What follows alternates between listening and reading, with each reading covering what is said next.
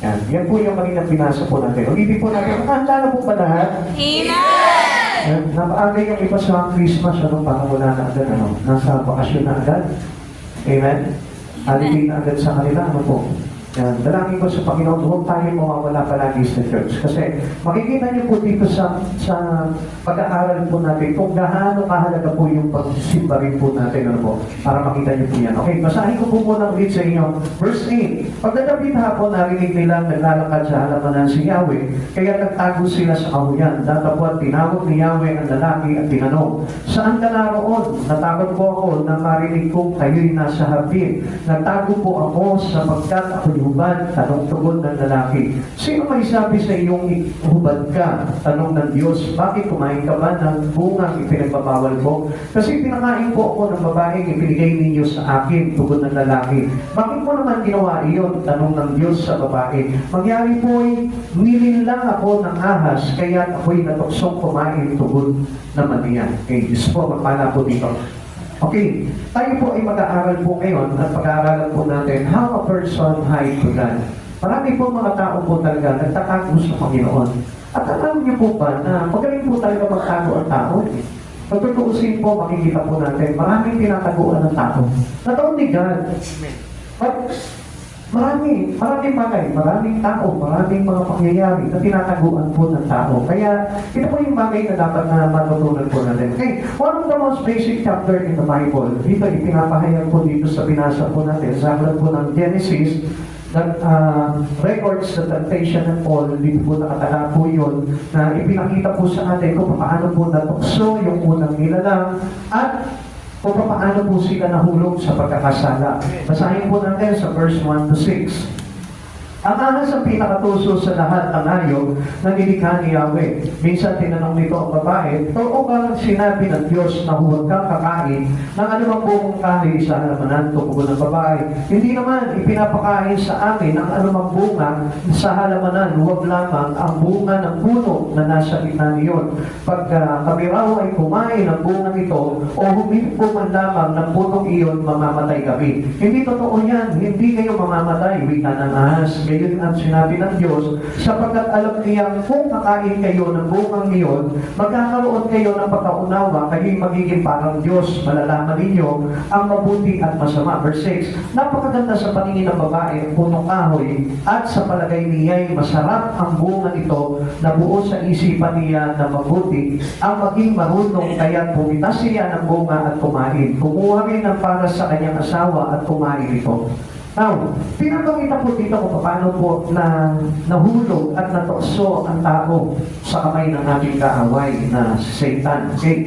At ito rin po, pinakita rin po dito, the promiseless redemption. Ito po ay nakatala po sa talata po, sa 15 talata po dito sa Genesis chapter 3. Kaya ang babae, sabi po dito, kayo ng babae at ay aking pag-aawayin, binimot biniliya, lagi kong paglalabangin. Ang biniliya ay dudurog sa iyong ulo at sa sakong niya, ikaw ang tutuklaw. Now, this is a promise of redemption. Pinapakita po dito na even na tukso po ang tao at nagkasala po ang tao, there is already a remedy. Para tayo po ay hindi po tuluyan tayo mahulog. At alam niyo po ba yung ginawa po dito? Ayun po dito sa nabanggit na po na ito, this is an offspring of the serpent, and the seed of woman remains enemy forever. Kaya nga dito paglalaban yung binhi na babae at yung pong sa ahas. Ang ahas at tutuklaw sa sakong po. At ang binhi naman po, ang bunga naman nitong babae, ay siya pong dudurog sa ulo nitong ahas. Amen. So, mapapansin po natin, ganito po yung naging pangako sa atin ng Panginoon to redeem us para po tayo ay maligtas sa pagkakasala. Now, God walked in the gardens in the cool of the day. Isang araw po, magdadapit hapon, ito pong si Yahweh ay naglakad po doon sa hardin. Ngayon, ang nangyari po dito, that is a time for sweet fellowship with Him. Alam niyo, ang Diyos po kasi, lagi po yan, pag gusto ng Diyos ng relaxation, lumalakad po siya sa hardin. At this time, siguro hahanapin natin, so kaya itong hardin na ito, wala naman akong hardin sa bahay. Alam niyo po, kaya po naghahanap ang Diyos ng pagpapahinga, dahil gusto niya po ng fellowship. Amen. Gusto ng Diyos na makasama niya po tayo. Like, Amen. this is the important of why we are getting into church every Sunday. And this will be considered as the garden of God. Now, kung mapapansin po natin, dito po tayo kinakatakbo ng Panginoon. For us having a fellowship with Him. Gusto kasi ng Lord talaga na tayong mga tao, para tayong ma-redeem. Dahil nga nahulog po ang tao, natukso ang tao, gusto niya ulit na kumbaga parang maibalik yung pong fellowship ng tao tsaka ng Diyos. Amen. Kaya alam niyo po, nagtatagpo ang Diyos ng fellowship. Kaya nga po, ang pagsamba po natin, tinatawag po ng fellowship. Na kung saan, marami din po tao na tinataguan po ang pagsamba sa Panginoon. Even when it had gone into hiding. Doon tayo ngayon na habang naglalakad po sa halamanan po itong si Yahweh, naramdaman po nitong si Adan na naglalakad po si Yahweh. Kaya ang nangyari po, natakot po siya dahil nga mo nagkasala, kaya nagtago po siya sa isang kakahuyan. Pero sa pagtatago niya po dito, hinanap po siya ng ating Panginoon. Kaya nga, alam niyo, marami pong sa panahon po natin, people are still hiding from God. Marami pong tao na nagtatago sa Panginoon. At hindi po natin namamalayan po yung bagay na yun. And sometimes we simply know that hindi lang ako nagpag-church, hindi lang ako nakapag-lingkod sa Panginoon, hindi lang ako nagbasa ng Bible ko, hindi lang ako nakapag-pray. Sometimes kala natin, it is a normal thing for us na nagagawa lang natin po yun, not intentionally. Pero alam niyo po ba, this is some kind of a person who hide God. Ito po yung isang bagay na kung saan parang nagtatago tayo sa ating Panginoon. Sa pagkakataon po ito, tinataguan natin ang Panginoon. Ngayon, tingnan po natin, ang tao po, tinataguan ng Diyos sa maraming paraan. Hindi lamang po yan sa pag-church po, no? Kapag pala tayo hindi nag-church, nagtatago tayo sa Panginoon. Okay, listen to this, people of God. Para na sa ganon, ma-expose mo natin ito mga bagay nito na hindi natin namamalayan, tayo po pala mismo nagtatago sa ating Panginoon. Ngayon, marami po paraan na tao tinataguan ng Diyos. Isa na po dito, some hide from God at the time of His investigation. Alam niyo po ba, ang Diyos lagi tayong sinisiyasat ng Lord. Amen. Alam niyo po ba na ang Diyos lagi tayong tinitignan ng Panginoon? Lagi tayong ina-examine ng Panginoon. How's your life today? How's your life before? How's your life from the past? Even into the future comes. Tinitignan ng Diyos, sinisiyasat niya. Kaya magiging kalagayan ito. Kasi nakikita ng Lord our past, our present, and our future. Amen. Nakikita po ng Diyos yan. Kaya, parang siya mismo, He keeps on examining people. Tayo mo mismo talagang tinetest tayo ng Lord, sinisiyasat niya lahat ng mga galaw natin, lahat ng kilos natin. And every time that we got sin, mas lalo po tayong sinisiyasat ng Diyos. Tinitignan niya, ano kaya yung remedyo dito para maayos ito? Ano kaya yung solusyon na magagawa ko dito para muli ko siya maibalik sa akin.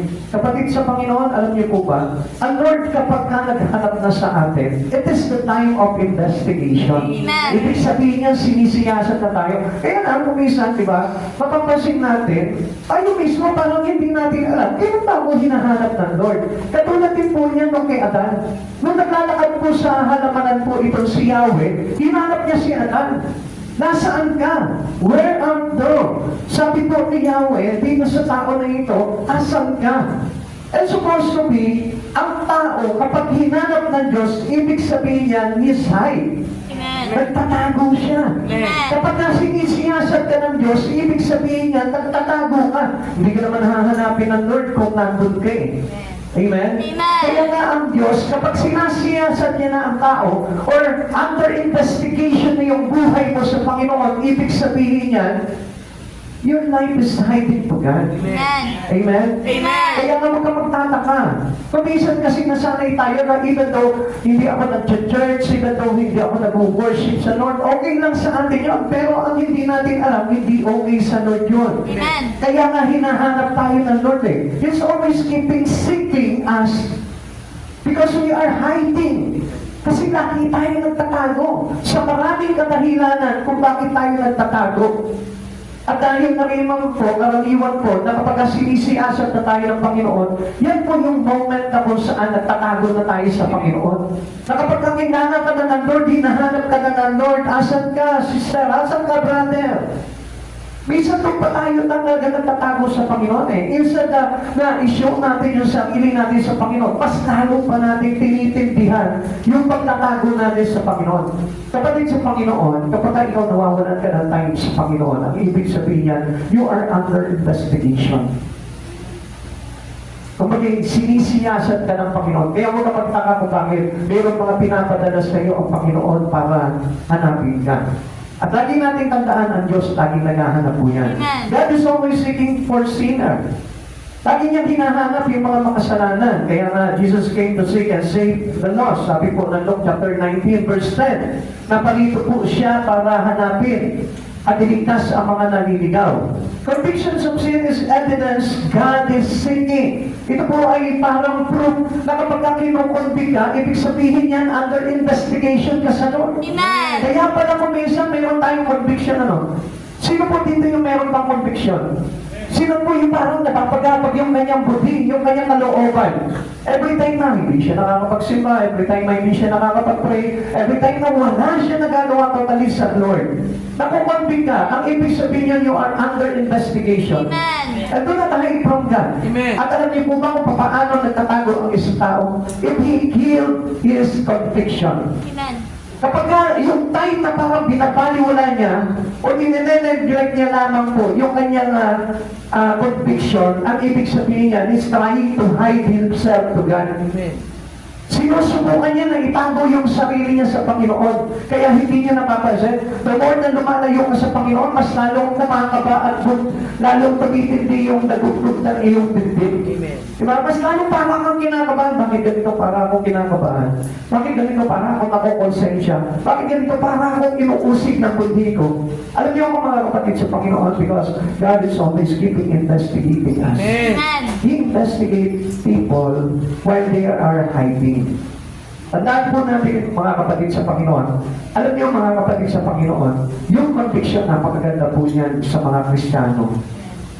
Kasi hindi po alam na ito ng mga taong unbelievers eh. Akala po nila na simple kinakabahan lamang po sila. Pero tayo po bilang mga nananampalataya sa Panginoon, pag dumating po sa atin yung conviction, ang ibig sabihin niyan, God is seeking for you. Amen. Hinahanap ka ng Diyos. Maaaring merong ituturo sa iyo ang Diyos. Maaaring merong bagay na gusto sabihin sa iyo ng Panginoon kung bakit ka hinahanap. Amen. God is always seeking a sinner. God is speaking through His Word, show He is seeking. Kapag pinapagpahayagan ka na, halimbawa, naglalakad ka, no? Sa plaza, naglalakad ka, bigla kang nakarinig ng mga nagme-mensahe about the words of God. Ang ibig sabihin niya, God is seeking for you. Amen. Hinahanap ka ng Diyos. Amen. O halimbawa naman, biglang may narinig kang mga sounds or parang speaker na mayroong nagpipreach. Ibig sabihin mo, hinahanap ka ng Lord, magamat na ka. Kahit saan lugar, kahit saan ka nandun. O kaya naman, di ba, kapag ka nasa opisina ka, bigla ka na lang ma-scroll mo doon sa cellphone mo, may preaching. Ibig sabihin mo, hinahanap ka ng Lord. Amen. God is always keeping to seek us. Amen. Amen. Ang Diyos sa inyo, hindi tumitigil yan. Yung the moment na talagang kapag tayo po ay nawawala na po ng gana sa Lord, yan po tayo talagang lagi pong hinahanap ng Panginoon. Yan ang gusto niya na pagsisiyasat sa atin. Kasi ang Diyos po, hindi niya tayo titigilan sa kakasiyasat. Kasi tinitingnan ng Diyos yung kaloob-looban ng puso po natin. Amen. Kapag tayo po ay nanlalamig ng sinisilip ng Lord, ano ba yung nakapagpalamig sa puso nito? Ano ba yung nakapagpawalay sa puso nito? At alam niyo po ba, nahihirapan din po ang Diyos. Nahihirapan po tayo. Kaya nga mga kapatid sa Panginoon, kapag tumarating po sa ating itong mga bagay nito, dapat tayo po mismo ay lumalapit sa Panginoon. Amen. Ano pa pong sinabi mo dito? God is always seeking sinner. Sometimes, He seek through trials. Ayan. Kapag mayroon po pala tayong mga problema, kapag mayroon po pala tayong mga pagsubok, at hindi niyo po pala papansin, yung pagsubok dire-diretso, yung pagsubok parang wala nang katapusan. Ibig sabihin daw po pala noon, walang katapusan ng paghahanap sa iyo ng Diyos. Amen. Kaya pala pinadadalan po tayo ng trials kasi ang Diyos mismo, gusto niya kapag naghanap siya sa iyo, ikaw din mismo maghanap ka sa Kanya. Amen. Never to hide from God. Amen. Hindi natin dapat tinataguan ng Panginoon sa buhay po natin. Kaya nga, alam niyo, malimit ang Diyos po. Kapag ka nagkasunod-sunod na yung problema mo sa buhay, ang ibig sabihin yan, ikaw na mismo maghanap sa Diyos. Amen. Dahil hinahanap ka ng matagal ng Diyos. Amen. Siguro yung iba para sinasabi nila, lagi naman ako nag-church ha. Kaya lang, ang problema dito, your heart is hiding. Amen. Now, siguro, we believe that you are here today.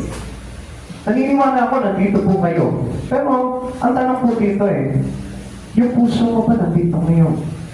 Yung espiritu mo ba nandito ngayon? Kaya ka ba nandito ngayon kasi hinahanap mo ang Lord?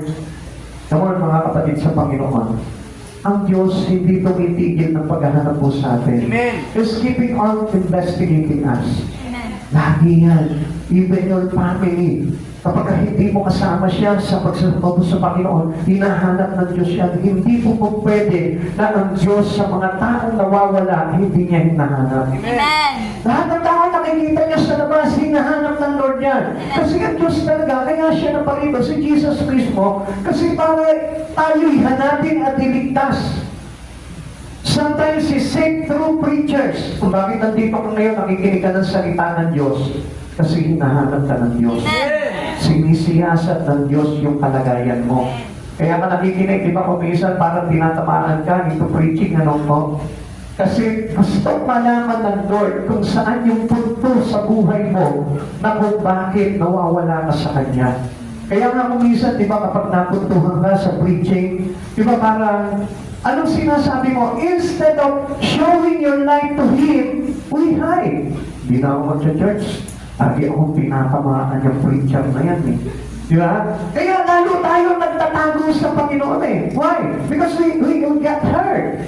Nasasaktan tayo. Pero alam niyo po ba, mas masakit kung tuluyan po tayo mauwalay sa Panginoon. Amen. At alam niyo po ba kaya ginagawa ng Lord yun? Kasi nga, you are under investigation. Amen.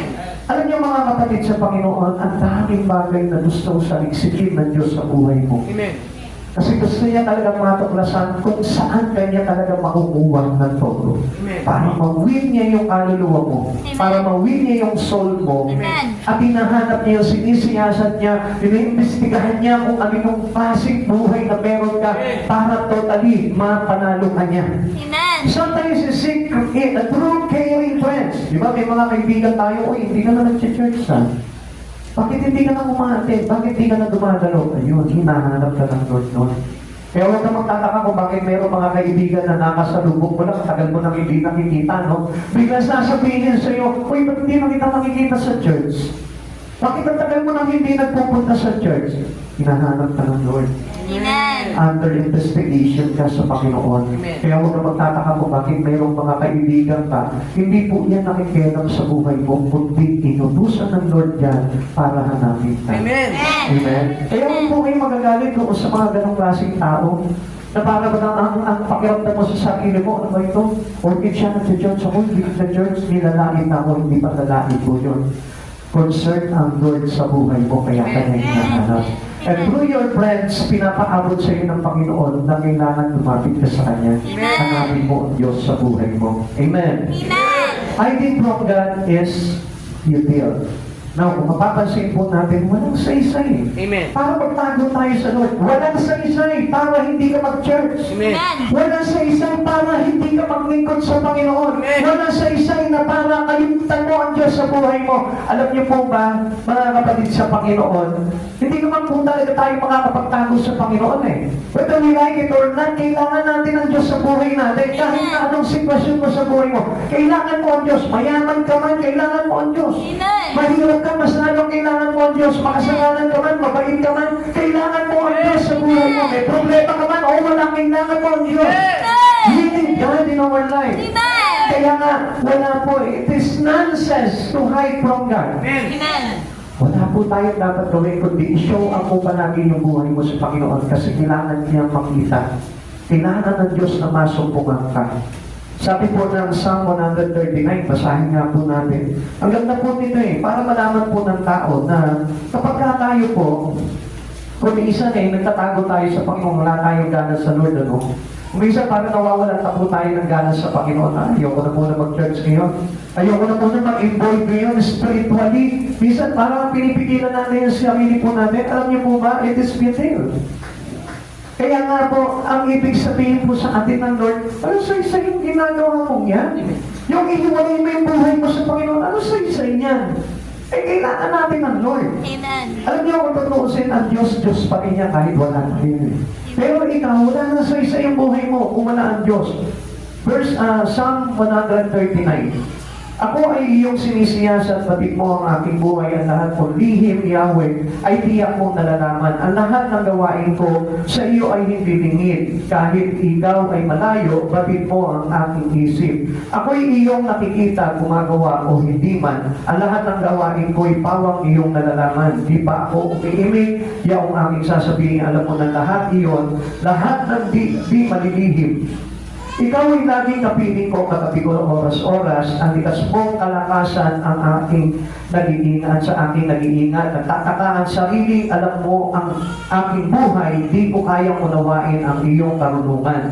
Saan ako magpupunta upang ako'y makatakas sa banal mong espiritu, hindi ako makaliwas. Kung langit ang puntahan ko'y pihong ikaw'y naroon, sa Sheol ay naroon ka, kung doon ako manganganlog. Kung ako ay makalipad, umiiwas na pasilangan, o kaya ang tirahan ko'y ang tuluhan ng kanluran. Pihong ikaw ay naroon upang ako'y pangunahan. Matatagpo kita roon upang ako ay tulungan kung ang aking pagtatabuan ay ang dilim na pusigit, padilimin parang gabi ang liwanag sa paligid. Maging itong kadiliman sa iyo ay hindi dilim, at sa iyo yaong gabi parang araw na malignig. Madilim at maliwanag sa iyo ay pareho rin. Ang anumang aking sangkap, ikaw o Diyos ang lumikha. Sa tiyan ng aking inay, inugis mo akong bata. Pinupuri kita o Diyos, marapat kang katakutan, ang lahat ng gawain mo ay kahangahangang tunay. Sa loob ng aking puso, lahat ito'y nakikintal. Ang buto ko sa katawan noong iyon ay hugisin. Sa loob ng bahay bata doon, iyong napapansin, lumalaki ako roon. Sa iyon di nalilihim ang iyong nakikita na, iyong nakikita na, hindi pa man sumisilang. Batid mo kung ilang taon ang haba ng aking buhay pagkat ito'y nakatitik sa aklat mo na talaan. Matagal mang nang balangkas mong ikaw lamang ang may alam. Tunay, Yahweh, di ko kayang mataho ang iyong isip. Ang dami ng iyong balak ay hindi ko nababatid. Kung ito ay bibilangin, ay sindami ng buhangin. Sa iyo pa rin ako kung umaga na magising. Ang hangad ko'y, Panginoon, patayin mo ang masama. At ang mga mararahas ay iyong akong pusa. Mayroon silang sinasabing masama laban sa iyo sa kanilang pagdinudusta, pati ang mga pangalan mo, pati ang pangalan mo. Lubos ako nasusuklam sa sino mang buhi sa iyo. Ang lahat ng nag-aalsa laban sa iyo, hindi ko gusto. Lubos kong namumuhi, lubos din ang pagkasuklan. Sa ganoong mga tao, ang turing ko ay kaaway. O Diyos, ako'y siyasatin, alamin ang aking isip. Subukin mo ako ngayon kung ano ang aking nais. Kung ako ay hindi tapat, ito'y iyong nababatid sa buhay na walang hanggan, samahan mo at ihatid. Now, listen, mga kapatid sa Panginoon, pakinig po kayo. Yan, isip po muna tayo kapatid sa Panginoon yan. Okay, nantok po ba kayo? Huwag muna kayong unfed, ano? Kasi nonsense po yan Ang Diyos hindi natin matataguan. Ayawan man natin ang Diyos o gustuhin man natin, hindi natin matataguan ang Diyos. Amen. Kahit saan tayo magtago, nakikita tayo ng Panginoon. Amen. Kaya nga no choice tayo mga tao It is better for us to show our life to Him. Mas mainam na ipakita mo yung buhay mo sa Panginoon. Ilapit mo sa Lord ang buhay mo. There is no place to hide from Him. Walang pang lugar na matataguan ng isang tao. Kahit magkulong na sa kwarto mo. Akala po ba natin nasisiyahan ng Lord, lalo-lalo na kapag halimbawa tinatawag ka ng Lord, magtatago ka. No, Lord, ayoko ngayon. I'm not on the mood to come before you. Ayoko muna sumunod sa iyo ngayon, Panginoon. Ayoko muna paglingkod sa iyo ngayon, Lord. Ayoko muna ma-involve yung sarili ko sa iyo, Lord. Sino tayo? Samantala kahit na anong pagtaguan natin, kahit na anong bagay na gawin natin, wala pong saysay po yan. Even darkness cannot hide us. Sabi nga po dito, kahit sa madilim ka magtago, nakikita ka pa rin ng Lord. Why? Parehas lang sa Kanya ang kadiliman at ang liwanag. Parehas na maliwanag sa Kanya yun. Kaya nothing to hide from God. Amen. Kaya nga mga kapatid sa Panginoon, kung sa pag-aakala mo, tinatamad ako, ayoko na muna mag-church, I tell you one thing, it is nonsense. Amen. Walang saysay. Kasi kailanganin mo rin ang Lord eh. Halimbawa, let's say, tilmad ka ngayon, nawalan ka ng gana ngayon, na lumapit sa Panginoon, later na lang. Pero alam mo mga kapatid sa Panginoon, ikaw lang nagpapahirap sa sarili mo. Amen. Instead of coming soon, our life, or tipo natin na lumapit ka na sa Lord ngayon pa lang. Amen. Mas makakabuti po sa iyan dahil mas maraming bagay na maiiwas sa iyong buhay mo na daraan kaysa yung wala ka sa Panginoon, hindi ka maiiwas ng Lord sa mga bagay na kapapahamak. Amen. Kaya nga mga kapatid sa Panginoon, alam niyo po, ang paglayo po sa Panginoon ay walang saysay. Amen. Kaya nga mas mabuti po na tayo po mismo ilandan po natin yung buhay natin sa Lord. Sabi po ulit ng awit 139 verse 11 to 12, kung ang aming pagtaguan ay ang dilim na pusikit, pagdiliming parang gabi ang liwanag sa paligid, maging itong kadiliman sa iyo ay hindi dilim, at sa iyo yung gabi parang araw na malingling, madilim man maliwanag sa iyo ay pareho rin. So ang ibig sabihin dito, kahit na makasalanan ka, kahit mabuting tao ka, you must show up your life. Amen. Amen. Pakita mo ang sarili mo sa Lord. Hindi ba yung mabuting tao naman ako kahit hindi ako mag-church, okay lang. Mabuting tao ako kahit hindi na ako maglingkod sa Panginoon, okay lang. It is nonsense. Lahat tayo kailangan ng Lord. Amen. Alam niyo mga kapatid sa Panginoon, yun nga yung gustong mangyari ng Panginoon eh. That we have always our fellowship with Him. Yung ba tayo, lagi tayong mayroong pagsama sa Panginoon. Alam niyo po ba kaya nilikha po ang tao? For us having fellowship with God. Amen. Para po tayo laging kasama ng Diyos every time na magpapahinga ang Diyos doon sa kanyang halamanan. Nandun tayo. Amen. At ayaw ng Lord na hindi ka makikita niya doon sa kanyang halamanan. Amen. Kaya nga, mga kapatid sa Panginoon, alam niyo, tayo po supposed to be, dapat nandun tayo sa Garden of Eden eh. Amen. Yung pagkakalighan natin, nandun dapat. Wala tayo dito sa mundong ito. Amen. Kaya lang, alam niyo po, dahil nagkasala ang tao, kaya tayo naipatapon po dito, kaya tayo naging nagalag po dito sa mundong ito. At this time, hindi po ito yung normal natin. Ito po yung bunga ng pagpapalaya sa atin. That many people enjoy this life. Di ba kung mapapansin nyo, ang dami tao in-enjoy itong buhay nito. Amen. Ang hindi nila alam, ito yung parusa eh. Kaya nga tayo binigyan ng Lord ng isang fellowship para pagsama-samahin tayo doon para mabuo niya ulit yung tinatawag na fellowship. Kapatid sa Panginoon, kaya kapag wala kang fellowship sa Lord, I tell you, ibig sabihin niya nagtatago ka. Kaya huwag po natin puputunin yung fellowship natin sa Lord. Napakahalaga po nun. Kaya nga, Lord, lagi tayong inimbestigahan ng Lord. Sinisiyasat niya yung puso natin. Alam niya, batid niya yung laman ng puso mo. Alam mo, kapatid sa Panginoon, kahit na nandito ka ngayon, alam ng Lord kung ano yung tumitipok sa puso mo eh. Alam ng Lord kung ano naman ang puso mo. Amen. Alam ng Lord kung ayaw ko sa Kanya. Amen. Kaya nga, hindi po tayo makakapag-pretend sa Lord eh. Amen. Kaya mas mabuti na tayo po'y umaamin sa Lord. Lord, marami akong pagkukulang sa iyo. Amen. Amen. Kaya alam nyo, yung mga makasalanan na hindi umaamin sa Lord, yung hindi mga nag-confess sa Lord, alam nyo, they are nonsense.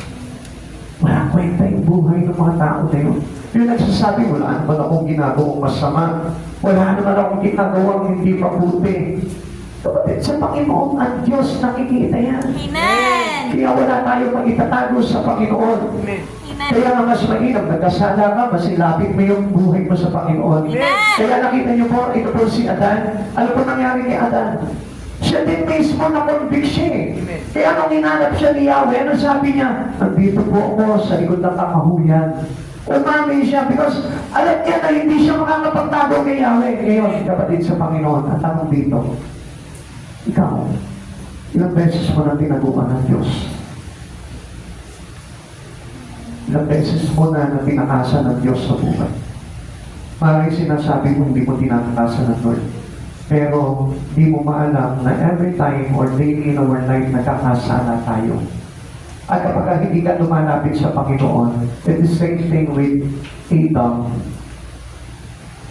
Nagtatago rin po tayo. Amen. Amen. Kaya nga, alam nyo, sa araw-araw na buhay po natin, tayo po mismo hubad sa harapan ng Panginoon. Amen. Amen. Kaya nga, ang sabi po ni Yahweh sa kanya, bakit kumain ka ba ng bungang ipinagbabawal ko?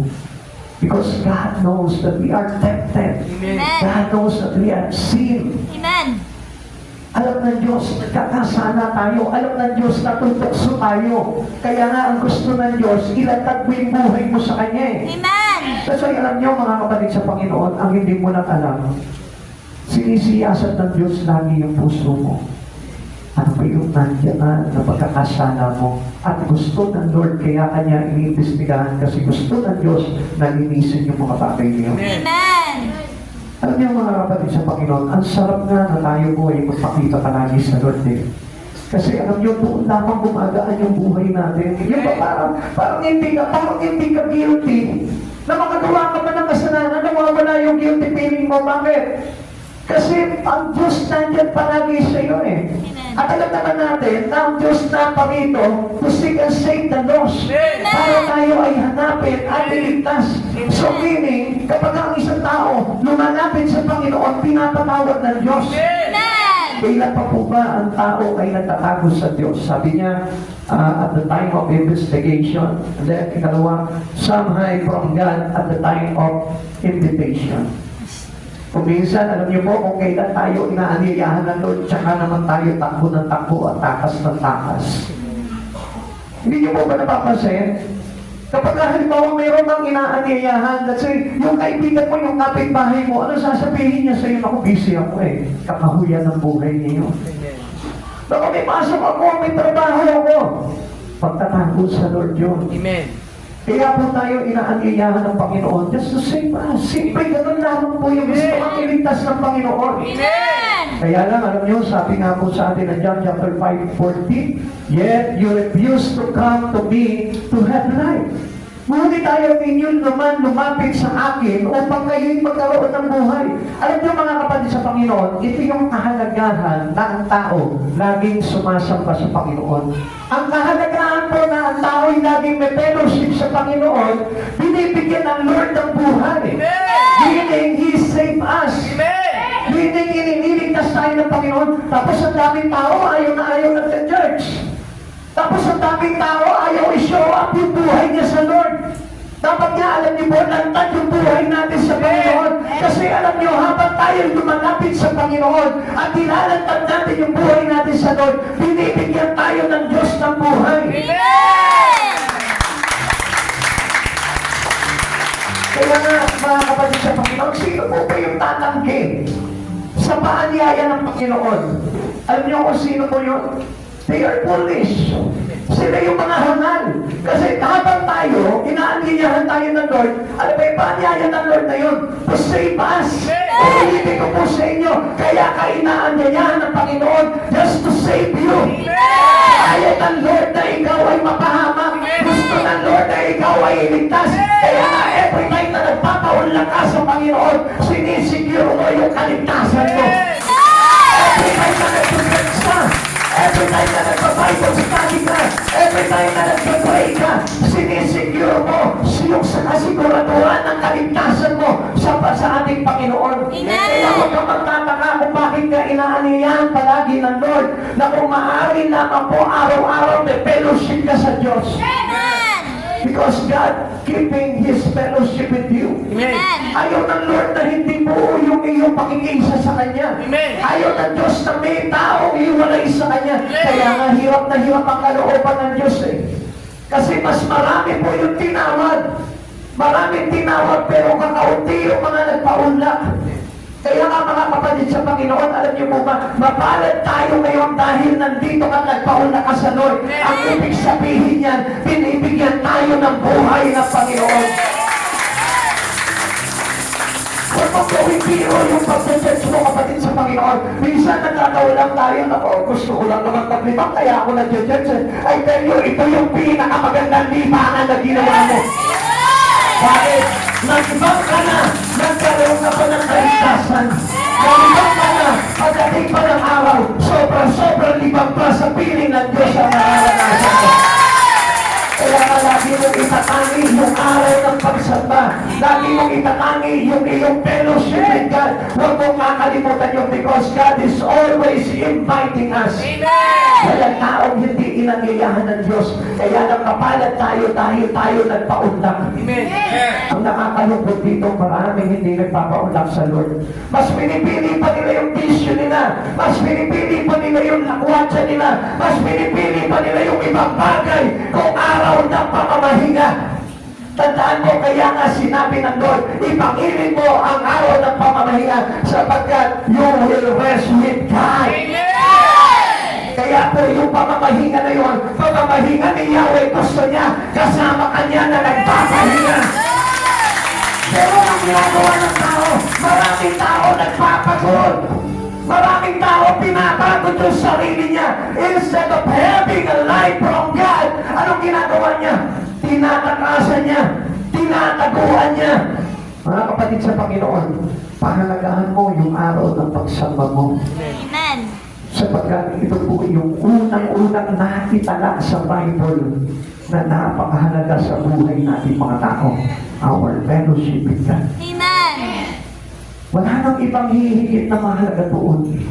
Kahit na sabihin mo man na kung ano man yung bagay na napakahalaga sa iyo, walang bagay na mahalaga kundi yung fellowship natin sa Lord. Amen. It is our God's invitation for us. Amen. Our Lord's invitation goes out to all. Para sa lahat po yan, kapatid. Hindi lang sa atin na nandito ngayon, na dapat maunawaan po natin yan.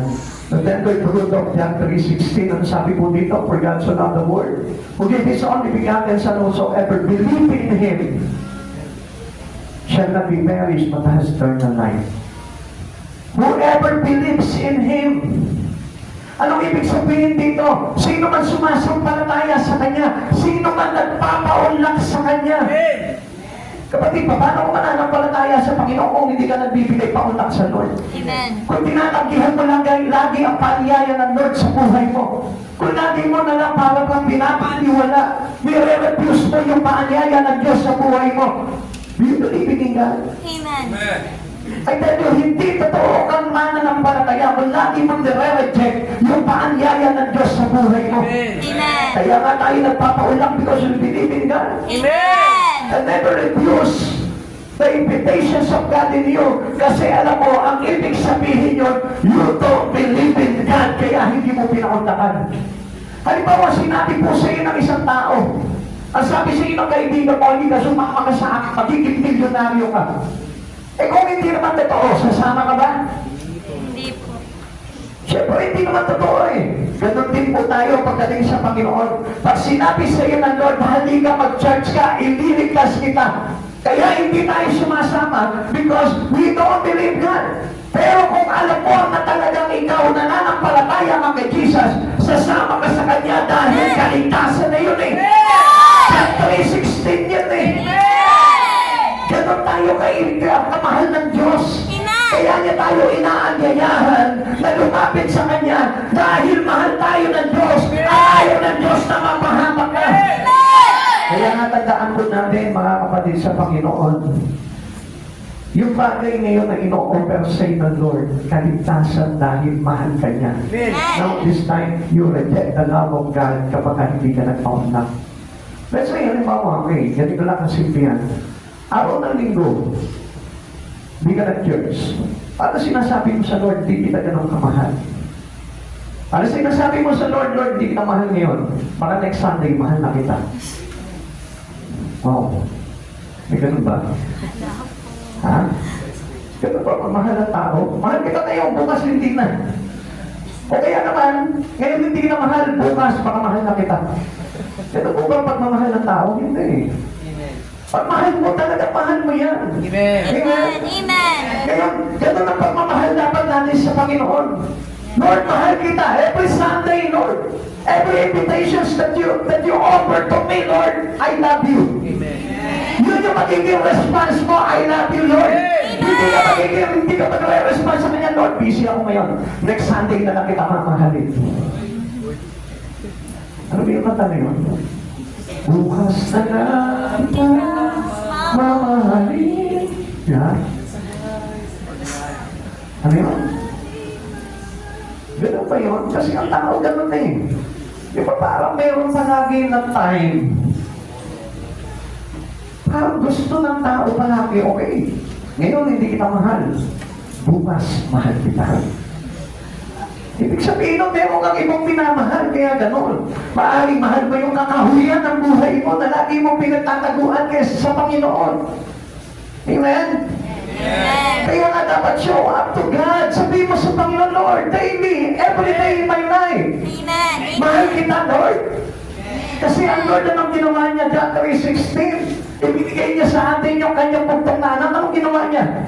Pinababa niya dito. Amen. Kasi gusto malaman ng Panginoon, gusto ipakita sa atin ng Panginoon, His compassions of the cross. Amen. Pinakita niya dito, tingnan niyo ha, ganito pagmahal ang Diyos sa buhay natin, kailangan pa ipako. Para lang ipakita sa iyo na mahal ka niya. Ikaw po, paano kung hanapan ka ng Lord? Mahal mo ba ako? Tinanong ka ng Panginoon, siyempre, simple sasabihin mo sa Lord, Lord, siyempre, mahal kita. Magpapako ka sa krus. Ay, Lord, ano naman? Sabay iwas tayo. Mahal mo ba ako? Iwanan mo yung trabaho mo. Lord, ano naman? Mahal mo ba ako? Likuran mo ako. That's very good. Dami natin dahilan. Kahuyan ng buhay natin yun. Kaya nga, if you love God, give your best to Him. Amen. Ibigay mo yung pinakamainam. Dahil ang Diyos, sa pagmamahal ng Diyos, yung pinakamainam sa langit, yung pinakamainam pa na way na paghahandog, yun ang kanyang ginawa para pakita sa iyo yung pag-ibig niya. Amen. Now, taas ang kamay na nagmamahal sa Diyos. Kaya mo bang hindi matulog ngayon? Amen. Oo, tingnan nga natin ang kapatapos to. Amen. Do your sacrifice. Dapat yung maging symbol ng love mo, cross, sabi nga natin eh, di ba? Amen. So, ibig sabihin, your love with sacrifice. Ang Diyos ganun at hindi magmahal sa iyo. Amen. Amen. Now, nagsa-church ka, mahal mo ang Diyos, pero hindi mo naman maibigay yung best mo eh. Bigay mo yung best mo. Amen. Ganun po yun. Amen. Amen. Amen. Amen. Sabi nga dito, His crucifixions prove that Jesus inviting us. Yung palang krus na yun, yun ay para sa lahat. Amen. Hindi na para sa iyo na nandito ngayon. Para sa lahat yan. Amen. Sa makasalanan at sa hindi makasalanan, para sa atin lahat po yan. Kaya nga, ito po, pag tinanggap mo sa buhay mo, tinanggap mo yung kaligtasan. At dahil yun po yung pagmamahal ng Diyos para sa iyo. Amen. Amen. Ano, aanin mo yung bagay na sabi mo, love mo ang Lord. Pero wala namang pong proof na talagang mahal mo ang Lord. Come on. Ang proof po ng pagmamahal natin sa Panginoon, there is always a sacrifice. Huwag kang magmamahal ng walang sakripisyo. Amen? Amen. Easy to get, easy to forget. Amen. Amen. Amen. Amen. Amen. Kaya kapag mga kabataan, ang bilis ma-inlove. Kaya ano nangyayari? Wala pa sakripisyo. Ano nangyayari? Iniiwan agad. Break agad. Isang araw pa lang, kinabukasan, sinagot ngayon, bukas, break na. Bakit? Walang hirap eh. Hindi man lang parang sinabi na, sinitigawan mo ko 3 years. Eh, hindi na 3 years, 3 hours na lang. Matagal masyado yan eh. Di sinagot ka yun. Diba? O sige na nga, sinasagot na kita. O di tayo na, oo! Mamaya-maya, break na. Bakit? Ganun din naman yun. Maghihiwalay din tayo. Kaya nga, walang kahirap-hirap eh. Love without sacrifice, madali pong mag-break niya. Amen?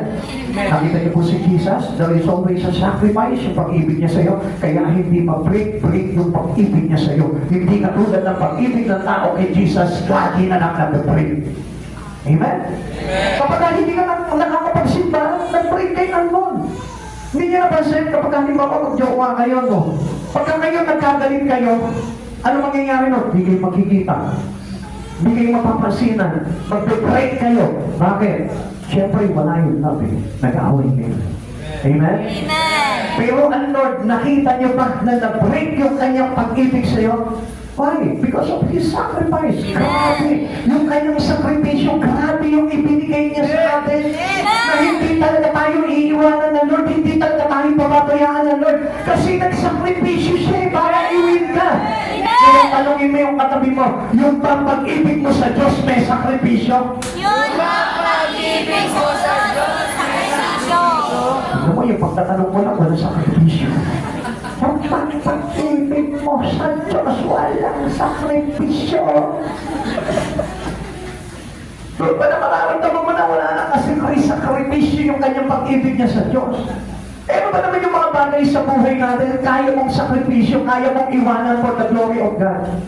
Ganun tayo magmahal dapat. Kasi ano, iniwan niya ang kanyang pagiging Diyos. Iniwan niya yung kanyang kalangitan, yung kanyang kaharian.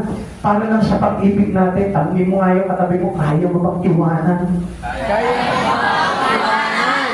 Yung kakahuyan sa buhay mo. Yang kamulian sa buhay mo. Our Lord's gracious invitation, alam niyo po ba, ang Diyos napakasarap mag-anyaya sa buhay natin. Amen. Tanungin mo sa katabi mo, nung bang inanyayahan ka ng Panginoon, eh, talagang nasarapan ka.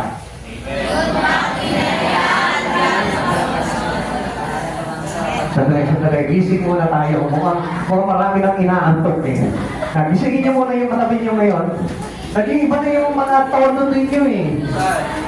Ha? O, gising mo na. Sabihin mo sa kanila, gising!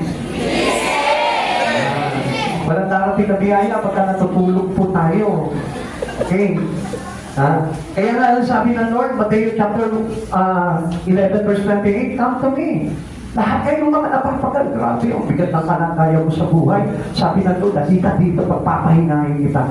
Ganon kagiliw, ganon kasarap yung paanyaya ng Diyos sa buhay mo, kapatid sa Panginoon. Sa pag-iisip mo naman, sabi ko naman sa inyo, mag-isip mo na tayo. Gising mo na, gising mo na, kapatid sa Panginoon. O tayo, tayo po yung mensahe eh. Ang sarap-sarap ang paanyaya ng Lord sa atin, itinutulugan niya lang eh.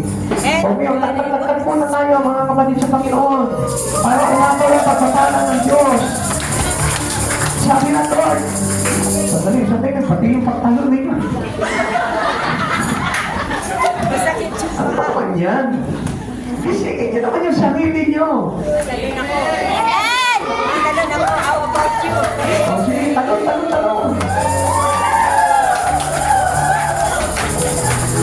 O baka na naman si Sister Rina, tumalun na naman sa kumpulan niya. Papilayan na naman yan. O sige, upo na tayo. Oo, upo pa na. Ising na po ba kayo? Kita niyo po yung pag-ibig na paanyaya ng Panginoon sa buhay po natin. Ha? This is the gracious invitation of God. Come to me. Sino yung tinatawagan niya? Ikaw na hirap. Ha? Amen. Di ba? Pansinin niyo tayo mga kapatid sa Panginoon. Kapag may problema yung kapatid mo, kapag may problema yung kaibigan mo, sandali, nayupo na ako dito, baka madamay ako sa problema nito. Pero ang Diyos, tingnan niyo yung pag-ibig ng Diyos, yung paanyaya niya sa atin. Matipigatan ka, napapagal ka, hirap na hirap ka sa mga pasanin mo, halika lumapit ka sa akin, pagpapahingayin kita. Amen. Nakita niyo kung paano po mag-offer ang Lord ng kanyang paanyaya sa atin? Ang tao hindi eh. Kung minsan, alam niyo, kapag may party sa bahay po nila, no, may birthday, ano po, ang aanyayahan lang yan yung marunong magregalo. Tama? Yung kung magandang magbigay ng regalo, yan lang yung kanyang aanyayahan. Si Sister Jennifer, aanyayahan mo yan. Galante yan. Sigurado malaki kung magregalo yan. Di ba? Pero kapag halimbawa, pag alam mo na hindi marunong magregalo, na natin imbitahan yun. At kumain yun. Kaya ganun po tayo. Pero ang Lord, tingnan mo. Sino inaanyayahan ng Lord? Ikaw na maraming pasanin. Ikaw na maraming kabigatan. Ikaw na maraming problema. Bakit? Kasi gusto niya maginhawahan ka. Kaya ang gracious invitation ng Lord. At alam niyo po ba, ang Diyos hindi nagtatapos ang paanyaya niyan. After the end of this Bible, di ba? After the last chapter, after the last book of this Bible, may paanyaya pa rin po ang Panginoon. The last invitations of the Bible come po sa sinabi niya sa Revelation chapter 22, verse 17. Ang sabi niya dito, sinasabi ng Espiritu at ng babaeng ikakasal, hali kayo. Lahat na nakarinig nito ay magsabi rin, hali kayo. Lumapit ang sino mang nauuhaw, kumuha ng may gustong ng tubig na nagbibigay buhay, ito yung walang bayad. Samantalang sabi ko nga po sa inyo, andiyayahan nyo yung mga magaling magregalo. Huwag nyo nga andiyayahan yung uubos ng pagkain. Amen? O bakit hindi natatawa? Ayan na yung katotohanan talaga eh. Sabi nga ng Lord dito, baligtad talaga tayo eh. Dahil ang pag-ibig ng Lord ganito, ang sabi niya gano'n, kumuha ang may gusto ng tubig na nagbibigay buhay, ito'y walang bayad. Amen. Samantalang yung Christmas party natin, puro bayad. Amen? Come on. Parang iba rin naman yung mga tingin po natin, ano po? Kasi mga kapatid sa Panginoon, gusto ko po na malaman po ninyo, sa Lord, walang halaga yung bagay ngayon. Ang mahalaga sa Lord, yung kaligtasan. Amen. Kaya lang sa atin, kaya baliktad, ganito po kasi yan. Sa atin kasi ang halaga ng mga bagay ngayon. Kaya ang gusto ng Lord sa atin, i-waste natin yung mga bagay ngayon na pinapahalagaan mo. Kaya ang tao, ano sabi po sa ng tao? Sa tao po, ang mahalaga sa kanya, anong pera? Sige mo yan, sige. Ikaw mismo, kung papipiliin ka, isang tao na puno ng problema o isang tao puno-puno ng pera? Come on, wala plastic. Punong-puno ng pera. Ako, bakit ayaw nang tumawa ng iba? Tignan ko nga dito, papipiliin kayo dahil sa likod dyan. Sino pipiliin nyo? Yung isang tao puno-puno ng problema o isang tao puno-puno ng pera? Yung totoo. Ang magsinamali ka, nakakakiglat. O dito. Sige. Anong pipiliin nyo? Tao puno-puno ng pera o tao puno-puno ng problema? O dito sa gitna natin, sa gitna. Pag hindi kayo tumawa, sigurado, alam ko na nasa isipan ninyo. Tao puno-puno ng problema o tao puno-puno ng pera? Tao punong-puno ng pera. Tignan nyo. Dito. Anong pipiliin nyo? Yun ang talaga ang katotohanan eh. Kasi kung hindi natin aaminin ang katotohanan, hindi tayo makakalaya. Amen? The truth will set us free. Ang totoo lang naman talaga, gano'n naman po talaga ang tao eh. Ang dami ng problema nito, sasama mo sa akin yan, hindi dagdag pa sa problema yan. Amen? Kasi matala ko, ito sama natin ito, maraming pera to, sigurado to, ito magpapayag lahat. Amen? Tama po ba? Pero ang Lord, sino yung inaanyayahan ng Lord? Yung mga wala, yung mga puro problema, yung mga taong nasa kawalan, nasa kabiguan, nasa mga pagdurusa, yun ang inaanyayahan ng Lord. Kasi yun yung mga gusto niyang islakan. Yun yung gusto niyang iligtas. Amen. Pero kaya nga lang ang nangyayari po sa atin, but instead of accepting that invitation from God, we hide. Tinataguan pa natin ang Lord natin. Minsan puno-puno ka na ng problema, inaanyayahan mo mag-church, ayaw mo pa. Ang hirap pa pang anyayahan. Ang hirap pa magpaunlak. Kapatid sa Panginoon, try to imagine that. Kaya nga po, alam niyo po, ito po si Adam at si Eve hiding among the trees. Kaya po sila nagtago.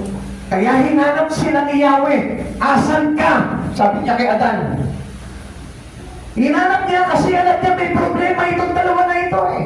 Amen. Kaya ka hinahanap ng Lord, kaya ka inaanyayahan ng Lord. Alam niya may problema ka. Amen. Kaya ka pinag-church ng Lord kasi alam niya may problema ka. Amen. May karamdaman ka, may kabiguan ka, mayroon ka pinagdaanan. Huwag ka magtago. Amen. Magpaunlak ka sa paniyaya ng Panginoon. Amen. trees people hide behind today. Ano po ba yung mga puno na pinagtataguan po ng mga tao ngayon? Ano ba? Business schedule, hypocrites, and other excuses. Yan po yung lagi natin pinagtataguan po sa buhay natin. At there is no difference. Nothing changes. Parehas lang ng kanilang pinagtaguan nun. Amen. Sila kasi natukso, sila kasi hubad sa kasalanan, sila kasi busy. Kapatid sa Panginoon, alam niyo po ba yung mga bagay na yan? Yan yung puno na laging tinataguan ng tao habang siya'y inaanyayahan ng Lord. Amen. Alam niyo mga kapatid sa Panginoon, mas mahalaga ang paanyaya ng Lord kaysa sa mga bagay na pinagkakaabalahan natin. Amen. Itatak natin sa isipan natin yan. Why we are here today? Because God is needed to give you this life Amen. that cannot be. Sabihin po natin na hindi niya maitutulad sa buhay na katulad ng buhay mo ngayon. Amen. Yun yung buhay na gusto niyang ibigay sa iyo. Amen. Amen. Kaya nung tinatanggihan mo, mas gusto mo yung buhay na ito. Come on, sabi po dito, tingnan niyo mga kapatid sa Panginoon. Lucas chapter 14, verse 16 to 24. Sumagot si Jesus, isang lalaki ang naganda ng isang malaking salo-salo at marami siyang inangyayahan. Nang dumating ang oras ng handaan, inutusan niya ang kanyang mga alipin at ipinasabi sa mga inangyayahan, "Halika kayo, handa na ang lahat." Ngunit nagdahilan silang lahat. Ang sabi ng una, "Nakabili ako ng bukid at kailangan ko itong puntahan. Kayo na ang bahalang magpaumanhin sa akin." Sinabi naman ng isa, "Nakabili ako ng 5 magkapares na baka at kailangan ko masubukan ko sa bukid ang mga iyon. Kayo na sana ang bahalang magpaumanhin sa akin." Sinabi naman ng isa, "Ako'y bagong kasal kaya hindi ako makakadalo." Verse 21, dumating ang alipin at ipinalita ito sa kanyang Panginoon. Nagalit ang Panginoon at sinabi sa alipin, "Pumunta kaagad sa mga lansangan at sa makikipot na daan ng lungsod at isama mo rito ang mga mahihirap, mga lumpo, mga bulag at mga Pinay." Ito, hindi natin naaanyayahan talaga ito kapag tayo may handaan. Amen. Verse 22, pagkatapos sinabi ng alipin, "Panginoon, nagawa ko na ang inuutos ninyo, ngunit marami pang bakanting upuan." Kaya sinabi ng Panginoon sa alipin, "Pumunta ka sa mga lansangan at sa mga daan at pilitin mo pumarito ang sino mang makita mo upang mapuno ang aking bahay." Verse 24, ito po yung pinakamabigat dito kapag hindi tayo nagpaunlak. "Sinasabi ko sa inyo, isa man sa mga unang inanyayahan ay hindi makakatikim ng aking handa." Anong ibig sabihin nito? Hindi maliligtas. Amen. Hindi mapapasok yun sa kaharian ng Diyos. Kaya nga mga kapatid sa Panginoon, alam nyo, napakahirap ng busy. Amen. Napakahirap ng abala. Amen. Kaya nga mga kapatid sa Panginoon, huwag kayong maabala dito sa mundong ito. Dahil pagdating ng araw, sabi ng verse 24, "Sinasabi ko sa inyo, isa man sa mga unang inangyayahan ay hindi makakatikim ng aking handa." Come on. Ayaw niyo ba ng kaligtasan? Kapag ang Diyos nag-anyaya sa buhay mo, paunlakan mo ang Diyos. Huwag na huwag mong hindi papaunlakan. Kaya ang sabi ng Diyos, yung mga abala sa buhay, itong nakabili ng baka, itong nakabili ng bukid, itong bagong kasal. Ano sabi ng Lord dito? "Sinasabi ko sa inyo, isa man sa mga unang inanyayahan ay hindi makakatikim ng aking handa." Kaya nga mapalad pa po yung mga mahihirap eh. Mapalad pa po yung mga may kapansanan na nagpapaunlak sa Panginoon sapagkat sila yung maililigtas ng Diyos pagdating ng araw. Kaya mga kapatid sa Panginoon, huwag yung papahalagahan kung ano yung mga bagay na kaabalahan Diyos sa mundong ito laban sa paanyaya ng Diyos sa buhay niyo. Huwag na huwag mong tatanggihan ang paanyaya ng Lord. I tell you, because this is the parable of God. Ang Diyos mismo ang nagkwenta po nitong bagay na ito. Ibig sabihin ito may kinalaman din sa ating buhay ngayon. Dahil alam ng Diyos na marami talagang maaabala sa buhay na ito at hindi magpapaunlak sa Diyos. Pero mapalad ka na nandiyan ka ngayon, nagpaunlak ka sa Panginoon dahil isa ka sa makakatikim ng handa ng Diyos pagdating ng araw. Ignoring the Lord's invitation will not achieve eternal life in the presence of God. Bakit kaya? They made excuses and refused to come. Sabi nga po natin, alam niyo yung mga tao maraming excuse pagdating sa Panginoon. Sila Sila yung mga walang pag-ibig sa Panginoon. Sila yung mga walang ka-interest sa Panginoon. Bakit? Kasi nga, yung pong excuses natin, sabi po ng isang lingkod ng Diyos, our excuses extinguish out the fire in God. Amen. The fire of our spirit. Yun yung pumapatay ng Espiritu ng Diyos sa buhay po natin. Yung marami nating excuses. Amen. Kaya na avoid excuses to God's revelation. Amen. Huwag na huwag po tayo maglalagay palagi ng excuses. Kaya nga, ano po sabi po dito, they were distracted by building their own earthly kingdom. Kapag pala yung ating mga kaabanahan ay dito lamang po sa mundong ito, ang ibig sabihin pala niyan, ang tinatatag mong kaharian, yung kaharian lang dito sa mundong ito, at hindi yung kaharian doon sa buhay na walang hanggan. Kaya nga ako din, mga kapatid sa Panginoon, Amen. pag nag-anyaya sa iyo ang Panginoon, huwag na huwag mong hihindihan yun, napakahalaga nun. May kinalaman po yun sa kaligtasan po natin. Amen. Ikatlo, Samuel hide from God at the time of his indignation. Talaga naman po na tayo'y magtatago dyan. At alam niyo mga kapatid sa Panginoon, para tayo ay hindi mabilang sa mga taong magtatago pagdating ng poot, bubuhos sa poot ng Diyos, dapat ngayon pa nang ibigin natin ng Diyos sa buhay natin. Amen. Kasi kapag bubuhos na yung poot ng Diyos, sa pagbabalik ng ating Panginoon, ibubuhos niya talaga yung poot niya sa mga tao na hindi nagpaunlak sa Kanya. Amen. Sa mga bulaan, sa mga tao na laban sa Panginoon at hindi na nampalataya sa Panginoon. Sabi po ng Pahayag chapter 6 verse 16, at sinabi nila sa mga bundok at sa mga bato, tabunan ninyo kami at ikubin ninyo kami sa mukha ng nakaupo sa trono sa poot ng kordero. Grabe, no? Kasi alam nila kung paano magalit ang Diyos. Amen. Lagi kaya hindi nyo napapansin, many people today deceive. Bakit? Ang sinasabi nila, God is a merciful God, mahabagin ang Diyos. Amen. Pero alam nyo, kapag kasundulan na yung galit at poot ng Diyos, bubuhos talaga yung poot ng Diyos. At ito po ay nakasaad sa Biblia. The wrath of the Lamb. Ano po ba ito? How strange and angry lamb, doon tayo makakakita na ang isang kordero ay galit na galit. The lamb is slain on the cross. Alam natin yan, ano po? Yung ang hinandog po ang hinandog po para sa katubusan ng ating kasalanan, ano po? Yung maamong kordero. Amen? Amen. Yung walang imig na kordero. Na dinadala siya sa kakatayan na wala siyang imig. Pero this time, pagbabalik nitong lamb na ito, is angry. At yung kanyang poon ay bubuhos sa mga tao na laging tumatanggi sa kanya. Amen. Siya yung maamang tupan ay pinako. At ngayon sa pagbabalik ng Diyos, wala na yung kanyang amo. Kundi nandun na yung kanyang pangis, yung kanyang pagsik. Doon sa mga tao na hindi naniwala sa kanya. Doon sa mga tao na hindi tumanggap sa kanya. We all know that Jesus is the Lamb. Alam natin po yan. He came to take away the sins of the world. He came to deliver us from the wrath. Kaya po napakita po dito si Jesus para tayo po ay ilayo sa poon ng Diyos. Amen. Amen. Kaya nga mga kapatid sa Panginoon, ngayon pa lamang po dapat tayo po ay sumunod. Para na sa ganun tayo po ay makaiwas sa poon ng Diyos sa buhay po natin. Amen.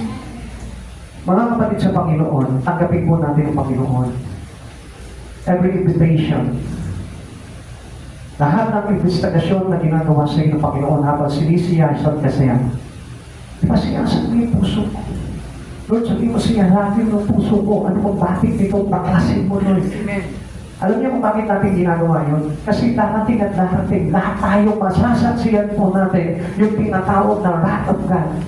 At yung wrath of God na yung walang sino man na hindi tumanggap sa Panginoon, na hindi mararanasan yun. Kaya nga sabi ko sa inyo, tayo mga nagpapaulak sa Panginoon, mapalad tayo. Na kahit nagtitiis tayo ng hirap, nagtitiis tayo ng sakripisyo, mapalad tayo dahil yung poot ng Diyos na yun ay walang katulad yun. Amen. Matindi yung poot ng Diyos na yun. Amen. Amen. John chapter 3 verse 36, ang sumasampalataya sa anak ay may buhay na walang hanggan. Ngunit ang hindi sumusunod sa anak ay hindi magkakaroon ng buhay, sa halip mananatili sa kanya ang poot ng Diyos. We all need to obey God. Amen. Amen. Obey. Amen. Sundin mo na ngayon ang Panginoon sa buhay mo. Sundin mo na yung pinagagawa sa iyo ng Lord. Sundin mo na yung kalooban ng Diyos. Sundin mo na yung pag-ibig ng Diyos. Sapagkat ang sabi po dito, ngunit ang hindi sumusunod sa anak ay hindi magkakaroon ng buhay. Sa halip mananatili sa Kanya ang poon ng Diyos. Amen. Hindi iwawaglit sa buhay mo yun. Kaya nga ang Lord na ito napakabuti sa atin eh. Kaya nga lahat tayo, we all accepted Jesus into our life. Bakit? Kasi ayaw natin na abutin tayo ng buhok ng Diyos. Nakakatakot ang buhok ng Diyos. Wala sino makakapigil sa buhok ng Diyos. Sa pagbabalik ni Jesus dito, hindi na po habag at dala ni Jesus. Buhok na laban sa mga tao na umalipos na sa Kanya. Sa mga tao na hindi na nagpalataya sa Kanya. Sa mga tao na hindi nagpaunlak sa Kanya. Kaya ako sasabihin, Lord, busy ako eh. Lord, wala akong time ngayon. Appointed to have an excuses for God's invitations into you. Kasi, ang pinakamainam dito yung hindi tayo mapabilang sa poon ng Diyos pagdating ng araw. Now, identifying those trying to hide. Kung minsan naakala po ng mga tao na ito, makakaligtas po sila sa Panginoon eh. The kings of the earth, positions make no difference. Kahit nahari ka pa dito sa mundo ito, hindi tayo makakaligtas sa poon ng Diyos. Chief, captains, and mighty man, power doesn't protect us. Kahit na makapangyarihan ka pa, kahit ikaw pa yun na mamahala, pinuno ng buong mundo na ito, hindi makakaligtas sa poon ng Diyos po niya. Amen. All who are free and state, malaya man o alipin man sa mundong ito, ay tayo hindi makakalusog po niya. Kaya mga kapatid sa Panginoon, no choice tayo, kundi sumunod tayo sa kalooban ng Diyos. Sapagkat walang sino man tao na makakayanan yung tindig ng poon ng Diyos pagdating ng ating Panginoon. Kaya sa oras po na ito, mga kapatid sa Panginoon, safety comes from hiding in Christ now. Yung ipagdi natin yung buhay natin kay Kristo. Kasama ni Kristo sa ating Panginoon. Hidden in Christ in God. Yun ang kailangan natin gawin. Sapagkat tayo'y napatay na. Sa mundong ito, namatay na tayo sa kasalanan. Namatay na tayo sa mga bagay na makasanlibutan. Ang dapat yung ating buhay ay nakapaloob na kay Kristo at nakatagong na sa ating Panginoon para hindi na tayo maapektuhan pagdating ng araw ng buong ng Diyos. Sabi po ng Colossians chapter 1, chapter 3, verse 1 to 3, diyan ang binuhay kayo muli na kasama ni Kristo. Ituon ninyo ang inyong pag-iisip sa mga bagay na nasa langit na kinuroroonan ni Kristo na nakaupo sa kanan ng Diyos. Ang mga bagay na panlangit ang isa-isip ninyo, hindi ang mga bagay na panlupa sapagkat namatay na kayo at ang inyong buhay ay nakatago sa Diyos kasama ni Kristo. Cannot hide from Him, but can hide in Him. Hindi tayo makakapagtago sa Panginoon, pero maitatago natin ang buhay natin sa Kanya para tayo'y manatiling ligtas. Let us all hide our life in Christ. Para hindi ka maapektuhan ng mundong ito. Para hindi ka maapektuhan ng mga kasamahan ng mundong ito. Walang tao po na hindi makakapagtago sa Panginoon. Walang tao na makakapagtago po sa Lord. Pero, all people can come to God and hide himself into Him. Kapatid sa Panginoon, sa oras po na ito, ang gusto po talaga ng Panginoon dito, tayo po mismo ma-secure niya na habang nandito pa. Huwag na huwag mong itatago yung sarili mo. Pag tinago mo yung sarili mo, hindi tayo ma-secure ng Lord. At isang bagay po yan na kapag tayo po ay hinahanap ng Panginoon pagpakita sa Kanya. Never ever hide yourself in Christ, to Christ Jesus. Tandaan mo, napakahalaga ng buhay na lagi ka nakaharap kay Kristo. Napakahalaga na lagi ka may fellowship sa Panginoon. At yun po yung laging ingatan po natin. Tayo po lahat ay magsitayo.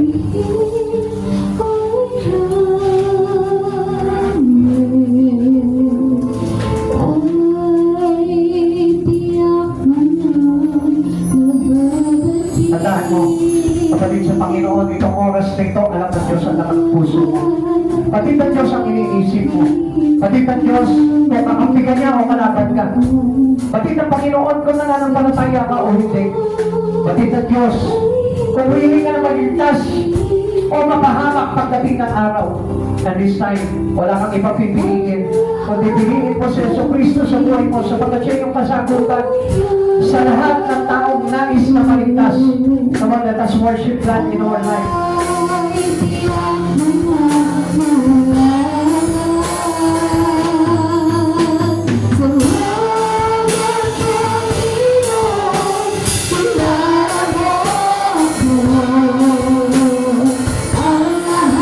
Kilala tayo ng Panginoon. Ikaw siya pinanabas. Kaya mga inaniyahan ng Panginoon dito dahil gusto niya na ayusin niya ang buhay mo. Gusto ng Panginoon na ito na makapanatili ka sa Kanya. Gusto ng Panginoon na ito na maitago ang buhay natin sa Kanya. Para na sa ganun tayo ay Kanya maingatan. Tayo ay Kanya mailigtas pagdating ng araw. Magpasalamat ka sa Panginoon sa oras na ito. Pasalamatan mo ang Panginoon. Panginoon, kilala mo ako. Come on, brother and sister in Christ.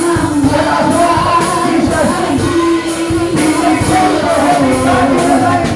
Pasalamatan mo sa Yesu Cristo. Pasalamatan mo siya sa lahat. Papagalagalan niya sa iyo.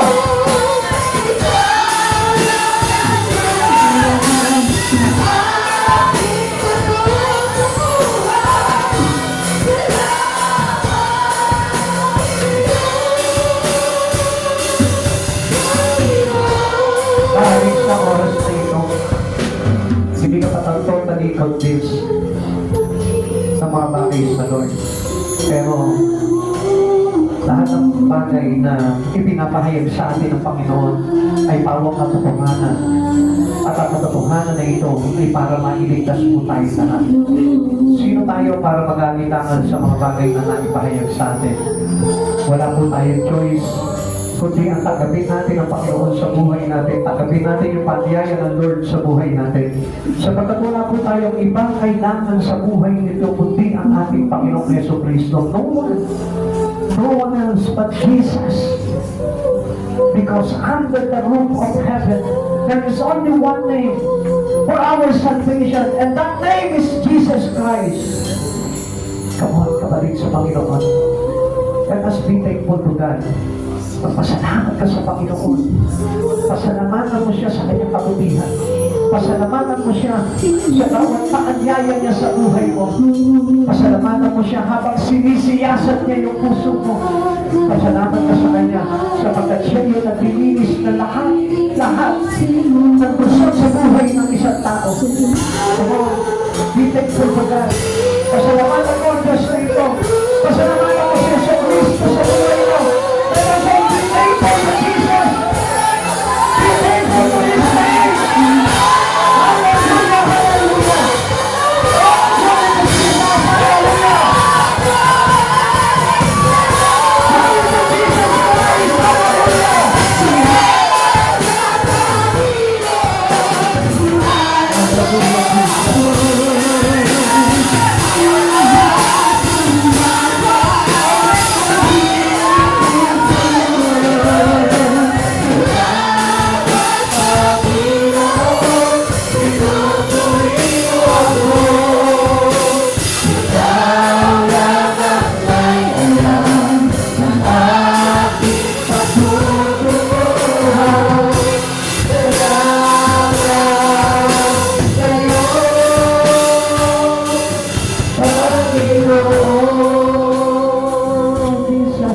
Hallelujah.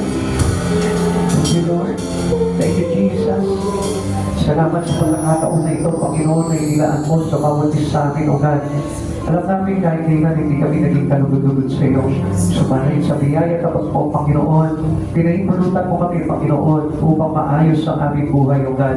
Maraming salamat po, Panginoon, that every trials, every sin, every temptations that come into us, O Lord, Ikaw yung Diyos, Panginoon, na umaayos dito sa aming buhay, O God. And Lord, salamat, Panginoon, salamat na marami sa iyo, Panginoon, sapagkat walang ibang pangagagawa dito sa aming Panginoon, kundi Ikaw lamang, O God, tanging bugtong na anak ng aming kataas-taasang Diyos, ang siyang nagligtas sa amin at tumubos sa lahat ng aming mga pagkakasala. Maraming salamat sa iyo, Panginoong Jesus. Pagpalain mo po, Panginoon, ang bawat nananalig sa iyo, Lord, ang bawat nagpapaulak sa iyo, Panginoon, ang bawat tao, Panginoon, na bukas ang kanilang puso, Panginoon, upang ipasiyasan sa iyo, O God. Maraming salamat po, Lord. At sa Lord, dalangin po namin sa iyo, Panginoon, sa oras dito, O God. Lord, patuloy mo kami, Panginoon, na tanggapin sa iyong kalwalatian pagdating ng araw, O God, at hindi namin maranasan, Panginoon, ang iyong darating na buong, Panginoon, sa mga tao, Panginoon, na hindi nananalig sa iyo, hindi tumanggap sa iyo, Panginoon. Panginoong Jesus, lalo-lalo na, Panginoon, sa mga gawa ng masama, Panginoon, sa mundo na ito, Lord, sa kaaway, Panginoon, Lord, huwag mo pong hayaan, Panginoon, na mahalin lang kami nito, Panginoon, because, Panginoon, patuloy po namin mapag-inat, Panginoon, our fellowship with you, Lord Jesus, sa pagkatalat namin, Panginoon, dito kami nagiging matatag, dito kami nagiging matibay, dito kami, Panginoon, lumalakas, O God, habang ang buhay namin, Panginoon, ay patuloy na nakalagak sa iyo, Panginoon Jesus. Maraming salamat po, Lord. Baluti mo po ng iyong banal na dugo, Panginoon, at senyuhan po, Panginoon, ang bawat espiritu, ng bawat anak mo na narito ngayon, O God. Maraming salamat po, Panginoon, at patubayan mo po kami, Panginoon, upang manatili kami, Panginoon, na tapat sa iyo.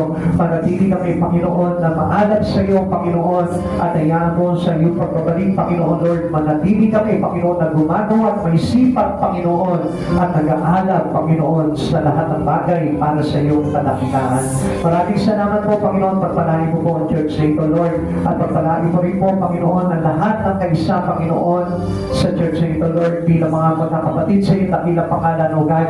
Pagpalain mo po sila sa iksigliglig at tumakaw na pagpapala, O God. At hayaan mo, Panginoon, na habang kami nagkakaloob sa iyo, Panginoon, Lord, lalo naman dumadaloy, Panginoon, ang pagpapala sa aming buhay, O God. At hayaan mo, Panginoon, na bigyan mo po ng kapayapaan, kagalangan, Panginoon, at ang iyong kabanalan, Panginoon, ang bawat isa sa amin, O God, upang sa ganun, Lord, makapanatili po kami, banal, Panginoon, at makatwiran sa iyong dakilang pangalan, Panginoong Jesus. Maraming salamat po, O Lord. Salamat sa biyaya mo, Panginoon. Muli po, O God, sa iyo po namin ibinabalik ang lahat ng kapuri at karangalan sa tanging pangalan mo po lamang. In Jesus' name, Amen and Amen. God bless po.